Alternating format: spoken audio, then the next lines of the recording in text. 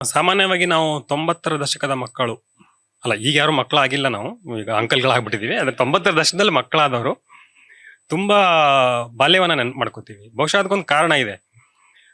In fact proof reading ಮಾಡುವಾಗ Prabha madam ಕೂಡ ಹೇಳಿದ್ರು, ತುಂಬಾ ಬಾಲ್ಯ ನೆನಪಿಸ್ಕೋತೀರಿ ಅಂತ. ಅಂದ್ರೆ ನಮ್ಮಕ್ಕಿಂತ ಹಿಂದಿನ ತಲೆಮಾರಿಗೆ ಏನಾಯ್ತು, ಬಾಲ್ಯ ಕರಗಿದ್ದು ನಿಧಾನ. ಅಂದ್ರೆ ಉದಾಹರಣೆಗೆ ಅವರು ಬಾಲ್ಯದಲ್ಲಿ ಯಾವುದೋ ನೋಡಿರ್ಬೋದಾದ ವಸ್ತು ಅವರಿಗೆ 40-45 ಆಗೋವರೆಗೂ ಅವ್ರ ಕಣ್ಣೆದ್ರಿಗೆ ಕಾಣ್ತಾನೆ ಇತ್ತು.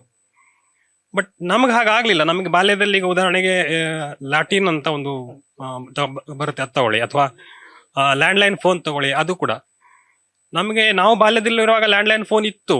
ನಮ್ಗೆ 40 ಬರುವಾಗ ಲ್ಯಾಂಡ್ಲೈನ್ ಫೋನ್ ಹೋಗಿ ಮೊಬೈಲ್, ಕೀಪ್ಯಾಡ್ ಮೊಬೈಲ್ ಬಂದು ಅದು ಕಲರ್ ಆಗಿ ಈಗ ಅದು ಹೋಗಿ ಆಮೇಲೆ ಸ್ಕ್ರೀನ್ ಟಚ್ ಸ್ಕ್ರೀನ್ ಮೊಬೈಲ್ಗಳು ಬಂದು ಒಂಥರ ನಮ್ಮ ಬಾಲ್ಯ ಅನ್ನೋದು ಅಕ್ಷರಶಃ ಮಾಯ ಆಗೋಯ್ತು. ಬಹುಶಃ ಆ ಕಾರಣಕ್ಕೆ ನಾವು ಬಾಲ್ಯದ ಬಗ್ಗೆ ಬಹಳ ಹಂಬಲಿಸ್ತೀವಿ ಅಂತ ನಾನು ಅನ್ಕೊಂಡಿದ್ದೀನಿ. ಸೊ ಅಂಥದ್ದೇ ಒಂದು ಹಂಬಲಿಕೆಗಳ ಪುಸ್ತಕ ನನ್ನ ಈ ಪುಸ್ತಕ. ಈ ಪುಸ್ತಕವನ್ನ ಓದಿ 2 ಅಭಿಪ್ರಾಯ ತಿಳಿಸಿದ್ರೆ ಖುಷಿ ಆಗುತ್ತೆ. Thank you.